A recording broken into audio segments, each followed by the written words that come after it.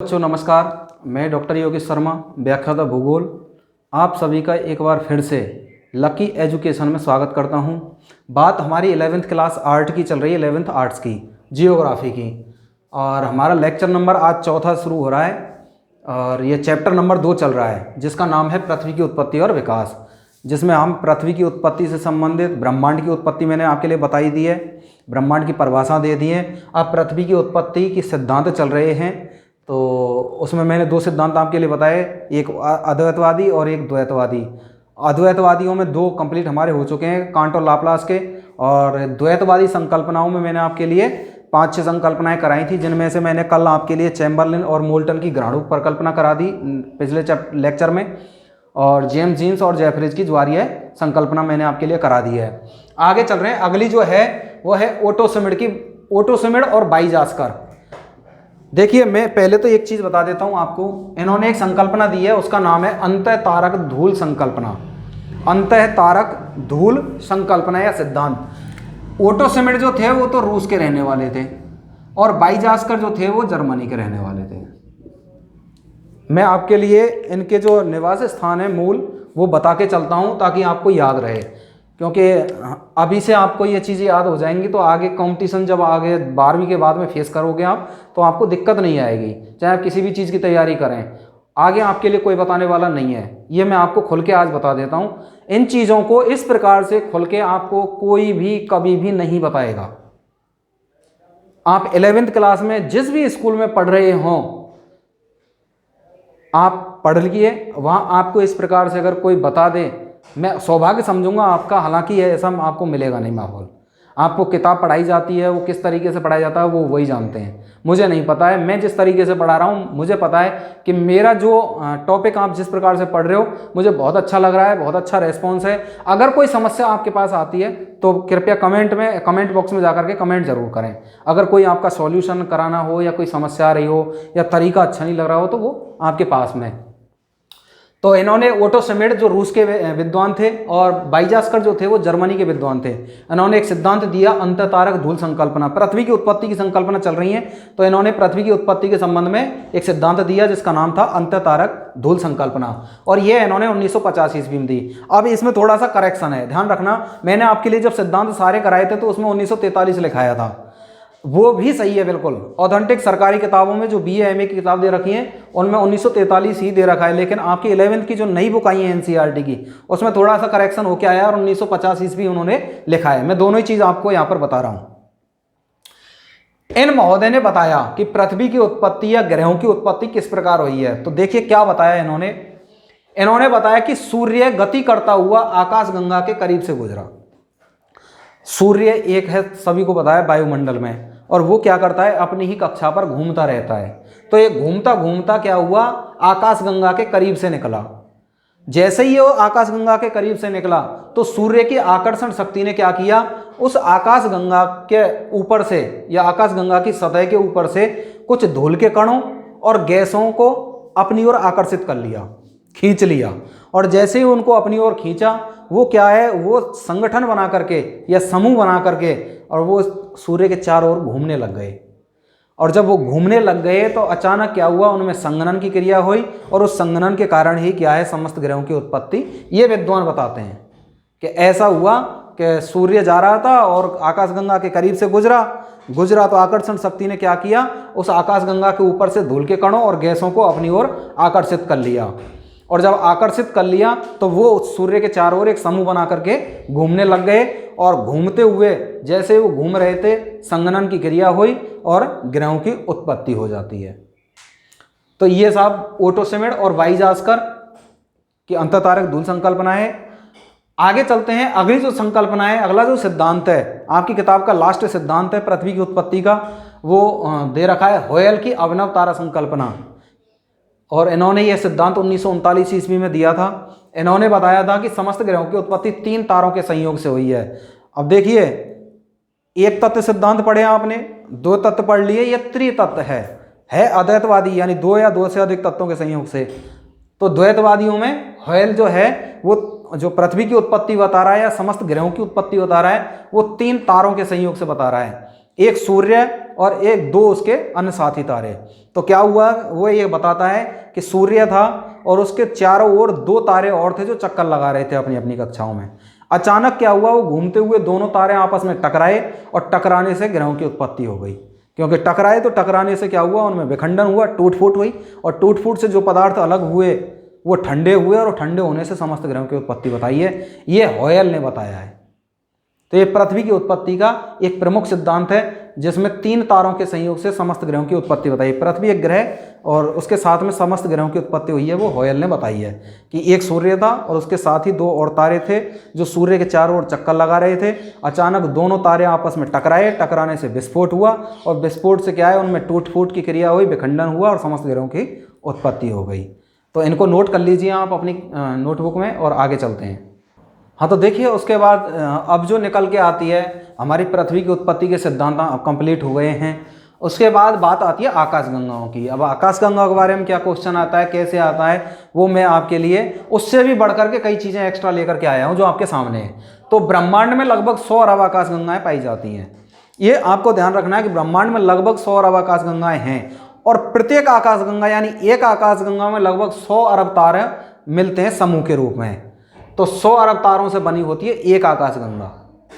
उसके अलावा आकाशगंगा में गैसों व तारों से निर्मित एक समूह। आकाशगंगा क्या है एक्चुअलिटी में, आकाशगंगा कई प्रकार की गैसों और तारों का एक समूह होती है, तारों से बनी हुई उसका समूह होती है।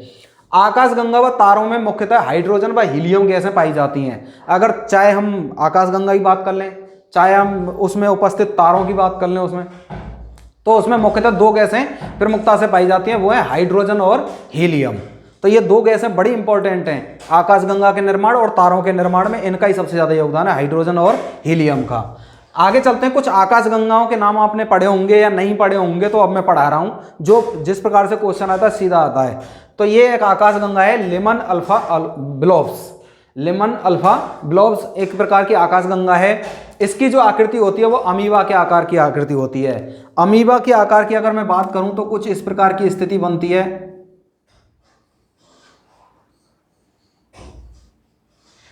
इस प्रकार की आकृति अमीबा के आकार की होती है। कभी साइंस पढ़ी हो आपने 10वीं क्लास में, अगर किसी ने बताया हो तो आपको बताया होगा कि अमीबा की जो आकृति है वो इस प्रकार होती है। तो लेमन अल्फा जो ब्लोब्स है, जो आकाशगंगा है, वो अमीबा के आकार की एक आकाशगंगा होती है। सॉरी, अगर बात करूं मंदाकिनी, तो ये हमारी आकाशगंगा का नाम है। सीधा क्वेश्चन आता है हमारी आकाशगंगा का नाम क्या है, तो वो मंदाकिनी है। मंदाकिनी को दूसरा नाम क्या है, हमारी आकाशगंगा को दुग्ध मेखला भी कहा जाता है। क्या कहते हैं अपन, दुग्ध मेखला। और ये सीधा क्वेश्चन आता है दुग्ध मेखला किसे कहते हैं, तो हमारी आकाशगंगा का दूसरा नाम है दुग्ध मेखला। इसकी जो आकृति हमारे आकाशगंगा की आकृति है वो सर्पिलाकार है, सांप की जैसी आकृति है, टेढ़ी मेढ़ी आकृति है। इसका जो व्यास है वो 1 लाख प्रकाश वर्ष है। कितना है इसका व्यास, 1 लाख प्रकाश वर्ष है। सीधा क्वेश्चन आता है हमारी आकाशगंगा का व्यास कितना है, वो 1 लाख प्रकाश वर्ष है। आगे बात कर रहे हैं हम, हमारी आकाशगंगा में कुछ तारे पाए जाते हैं, तारों का समूह पाया जाता है, वो क्या कहलाता है उसको कहते हैं। तो पहला है मिल्की वे। मिल्की वे कहते हैं हमारी आकाशगंगाओं में रात के समय दिखाई देने वाले तारों का समूह होता है। हमारी जो आकाशगंगा है उसको ध्यान से देखेंगे तो रात के समय कुछ तारों का समूह दिखाई देता है, उसको हम मिल्की वे कहते हैं। क्या कहते हैं उसको, मिल्की वे। आगे चलते हैं, हमारी आकाशगंगा के सबसे शीतल और चमकीले तारों का समूह, यानी सबसे ठंडे और चमकीले तारों का एक समूह पाया जाता है जिसे हम ओरियन नेबुला कहते हैं। आगे है साइरस या डॉग स्टार। ये वो तारा है जो सूर्य से भी दुगना द्रव्यमान है इसका। तो सूर्य से दुगने द्रव्यमान वाले तारे को हम कहते हैं साइरस या डॉग स्टार। और हमारी आकाशगंगा के सबसे निकटतम स्थित तारा कौन सा है, प्रोक्सिमा सेंचुरी।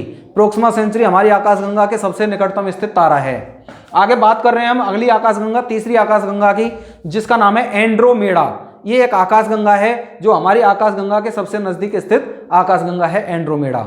तो क्वेश्चन सीधा आता है हमारी आकाशगंगा के नजदीक स्थित या हमारी आकाशगंगा की पड़ोसी आकाशगंगा का नाम बताइए। तो एंड्रोमेडा हमारी आकाशगंगा की पड़ोसी आकाशगंगा है।